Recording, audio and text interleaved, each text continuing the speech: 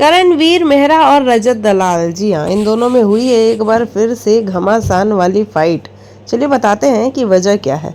दरअसल वजह ये है कि करणवीर क्वेश्चन रेज कर रहा है कि ये जो इतना अग्रेसिव बिहेवियर था विवियन का, वो क्यों था।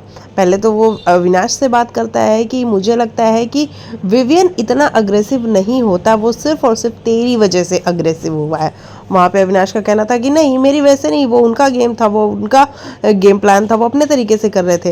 लेकिन करण का कहना है कि नहीं, जो जिस तरीके से तू बार बार कह रहा था कि आप करो, अब घसीटो, खेलो, तो उससे कहीं ना कहीं विवियन इन्फ्लुएंस हुआ और उसके बाद वो और भी ज़्यादा अग्रेसिव हुआ। यहाँ पे अविनाश अपने तर्क रख रहा था कि नहीं, ऐसा कुछ भी नहीं है। फिर करण जो है वो रजत के पास जाता है कि रजत एक बात बता कि तेरी बहन होती तो तू क्या ऐसे ही खेलता जिस तरीके से तूने कल गेम खेला। तो रजत कहता है कि देख भाई, सीधी सी बात है, अगर मेरी बहन होती तो मैं उसको बोलता कि कायदे में खेल, ठीक है। अगर तुझे इतना ही स्ट्रेटजी का वो है तो तू पहले कायदे में खेल, ढंग के कपड़े पहन, मोटे कपड़े पहन, जिससे तू अगर घसीटी भी जाए तो तेरे शरीर पे चोट ना लगे। तो ये सारी बातें करता हुआ रजत नजर आ रहा है। लेकिन मुझे एक क्वेश्चन पूछना है कि करणवीर मेहरा, ठीक है, आप चुम के लिए बहुत कंसर्न हो, आप चुम के लिए बात भी कर रहे हो, आप चुम के लिए खेल भी रहे थे, पूरा टिकट टू फिनाले आपने चुम के लिए खेला, उससे पहले का जो कंटेंडरशिप वाला टास्क था वो भी आपने चुम के लिए खेला।